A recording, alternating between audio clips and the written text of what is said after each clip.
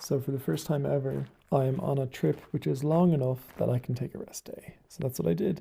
Didn't stop me looking at a few boulders though, and I went on a little hike. But the next day I got back to it. Um, I found this nice little crag that doesn't top out, just for warming up in. It was quite nice. Just lots of crimps. This one's just an unlimited without the big jug on the left. But then this next dyno turned out to be a bit of a banger. It's quite hard to balance here. It doesn't really look it. You need to find the right kind of place for your hips. And I seem to have good fun with this move where I swing my right hand. Here's another example of it. So I just thought that was a funny comparison.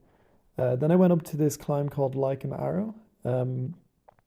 I brushed all the holds, kind of felt them, and was like, fuck it, I'm going to go for the flash, and I'll record it. Just backing myself a bit, but my foot popped. This climb is so fucking cool. It's so three-dimensional, and it feels like a one-night only climb that the wall would set.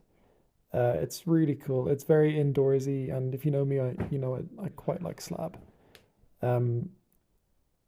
Every single beta video that I saw was a little bit different, and so I just kind of decided that you need to really find your own beta. So I managed to lank one or two moves, but then I kind of paid the price by not being able to move out of them. So that's kind of what happened here. You get a bit of an undercling, which is really good. I get really wide left foot, and that allows me to reach this, but I'm not actually able to reach the next hold, which isn't great, by the way, unless I get a high right foot, because I'm just locked in. So I managed to get my right foot up, and at this point I'm squeezing so much, and I got it. If I didn't get the high right foot, I could have just swung out to where that pad is covering the rock, and I've seen quite a few videos of people falling on this boulder, so I didn't really fancy joining them. After that, I was a bit hungry, but I decided, fuck it, I want to try this other one called Plan B that someone recommended to me. I figured out all but one move.